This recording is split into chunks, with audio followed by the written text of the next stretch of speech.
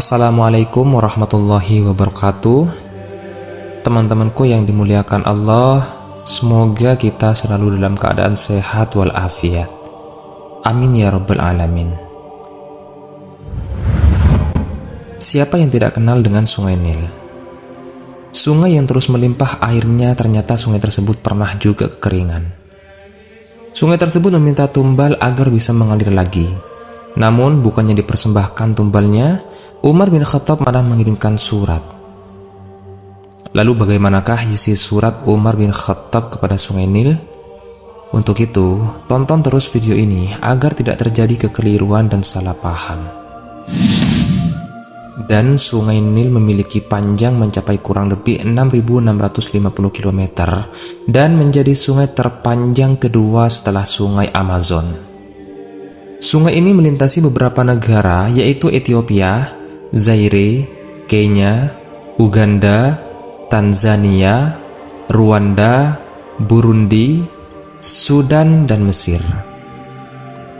Hampir seluruh aktivitas masyarakat Mesir tergantung pada Sungai Nil.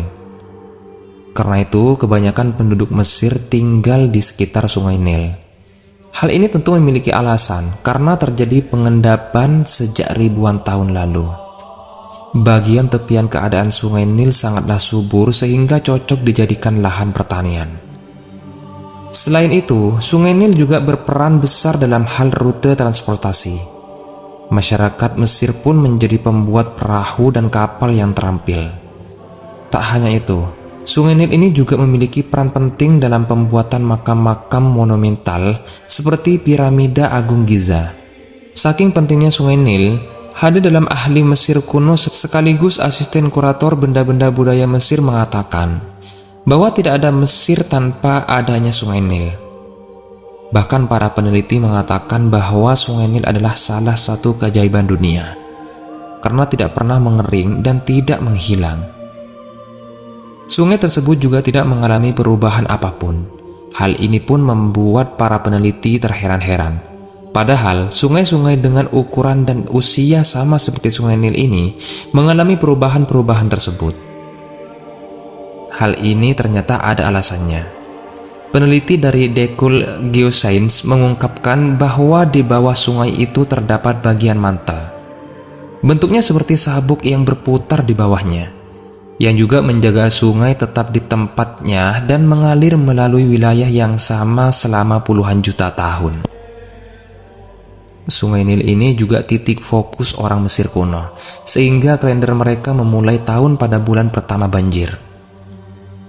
Fakta lain tentang Sungai Nil adalah ketika kemarau airnya tidak pernah kering, bahkan air itu sudah mengalir selama 30 juta tahun. Menariknya di sini teman-teman, ternyata Sungai Nil ini pernah kering dan akhirnya disurati oleh sahabat Nabi Shallallahu Alaihi Wasallam yang tak lain adalah Umar bin Khattab. Akhirnya sungai tersebut pun tak pernah kering sampai sekarang. Bagaimanakah cerita lengkapnya? Untuk itu teman-teman terus simak video ini. Salah satu sahabat yang dikenal sangat hebat adalah Umar bin Khattab radhiyallahu anhu. Pada saat beliau yang menjadi pemimpin umat Islam, negara benar-benar berfungsi sebagai pelindung umat dari ajaran-ajaran sesat. Beliau menyuruhkan kepada rakyat agar menganut akidah yang benar dan meninggalkan agama-agama yang menyimpang. Salah satu upaya beliau dalam menjaga penyimpangan akidah diceritakan dalam Syawaruf. Kejadian ini terjadi di Mesir saat negara itu dipimpin oleh Amr bin Al-As. Saat itu terjadi percakapan antara Amr bin Al-As dengan masyarakat Mesir. Orang-orang Mesir itu berkata, "Bila 12 malam berlalu dari bulan ini, maka kami akan mengambil seorang gadis perawan dari kedua orang tuanya. Kami berusaha membujuk kedua orang tuanya agar mereka mau menyerahkan gadis mereka kepada kami. Gadis itu akan kami lengkapi dengan perhiasan dan pakaian yang paling bagus. Kemudian kami melemparkan gadis itu ke Sungai Nil ini untuk dijadikan tumbal." Mendengar pengakuan itu, Amr bin Al-As itu berkata, tradisi semacam ini tidak diperkenankan dalam agama Islam. Islam telah melenyapkan tradisi-tradisi ini sebelum Islam. Sampai pada akhirnya, Sungai Nil pun benar-benar tidak mengalir. Ammar bin Al-As pun mengirim surat kepada Umar bin Khattab. Isi surat tersebut memberitahukan kebiasaan masyarakat Mesir yang setiap tahun melemparkan seorang gadis ke Sungai Nil untuk dijadikan tumbal. Persembahan dilakukan agar Sungai Nil kembali mengalir. Sayyidina Umar pun membalas surat tersebut. Dalam suratnya Umar berkata, "Apa yang Anda lakukan itu sudah benar. Aku telah kirimkan kepada Anda sebuah kartu yang kuselipkan ke dalam suratku. Lemparkanlah kartu itu ke Sungai Nil." Lalu apa sebenarnya isi kartu yang dikirimkan Sayyidina Umar?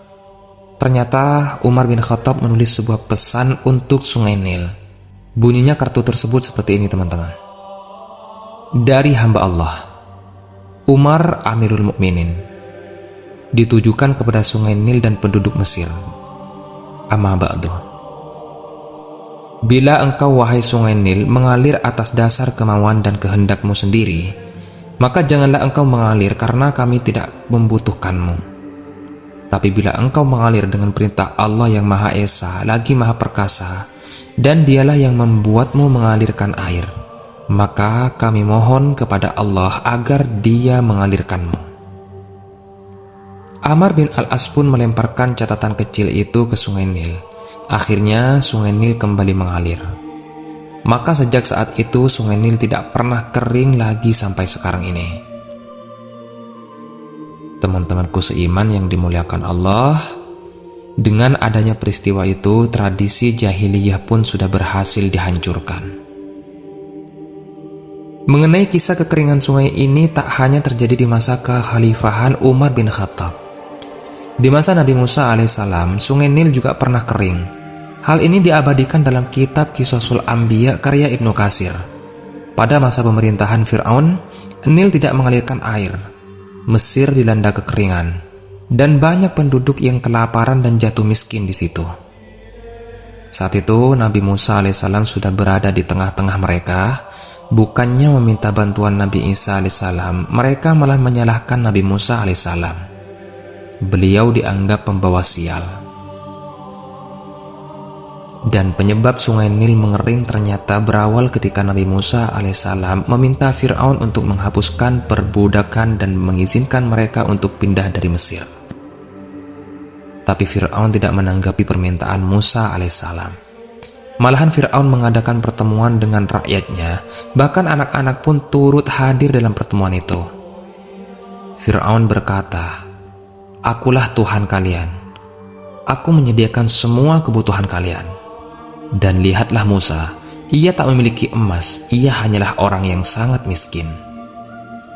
Bani Israel yang mendengar pernyataan itu pun langsung percaya, dan padahal apa yang diucapkan Fir'aun adalah kebohongan semata. Bani Israel seakan lupa perlakuan buruk yang mereka terima dari Fir'aun. Fir'aun telah membunuh anak-anak mereka. Mereka juga lupa ajakan Nabi Musa alaihissalam agar lepas dari perbudakan Fir'aun. Mereka benar-benar tergiur dengan kekayaan yang dimiliki oleh Fir'aun, yang nyatanya bukan untuk menghidupi mereka. Karena ucapan Fir'aun itu, Nabi Musa alaihissalam pun diabaikan dan tidak dianggap sebagai utusan Allah subhanahu wa ta'ala. Bani Israel pernah mendapatkan bencana banjir besar. Karena sudah tidak tahan dengan bencana itu, maka Bani Israel mendatangi Nabi Musa alaihissalam agar meminta kepada Allah subhanahu wa ta'ala supaya bencana cepat berakhir. Dengan mulut manis mereka berkata, "Hai Musa, mohonkanlah untuk kami kepada Tuhanmu dengan perantara kenabian yang diketahui Allah ada pada sisimu. Sesungguhnya jika kamu dapat menghilangkan asap itu pada kami, pasti kami akan beriman kepadamu, dan akan kami biarkan Bani Israel pergi bersamamu." Nabi Musa alaihissalam pun memanjatkan doa, dan akhirnya banjir pun bereda. Namun mereka ternyata ingkar dengan janjinya. Tetap saja Bani Israel tak mau mengikuti ajaran Nabi Musa alaihissalam. Azab pun kembali diturunkan.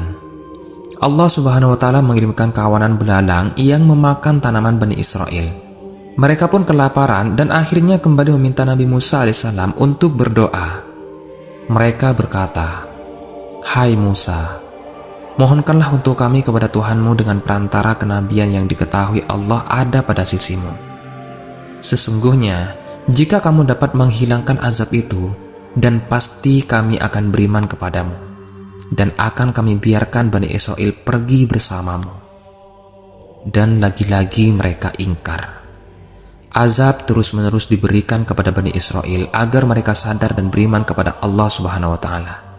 Tapi tetap saja mereka keras kepala sampai akhirnya Allah Subhanahu wa Ta'ala menurunkan azab berupa mengubah sungai Nil menjadi darah dan berbau nyanyir. Namun ketika Nabi Musa alaihissalam dan pengikutnya ingin meminum air itu, maka bagi mereka itu tetaplah air biasa. Namun jika Bani Israel yang ingkar ingin meminumnya, akan berubah menjadi darah. Teman-temanku seiman, sungai Nil yang sampai sekarang tak pernah kering, bahkan sungai ini menjadi hal vital dalam kehidupan orang-orang Mesir. Saking pentingnya sungai Nil ini, saat sungai Nil tak mengalir, orang-orang terdahulu mengorbankan seorang gadis sebagai tumbal. Namun, itu di masa pemerintahan Umar bin Khattab. Wallahu a'lam bishawab.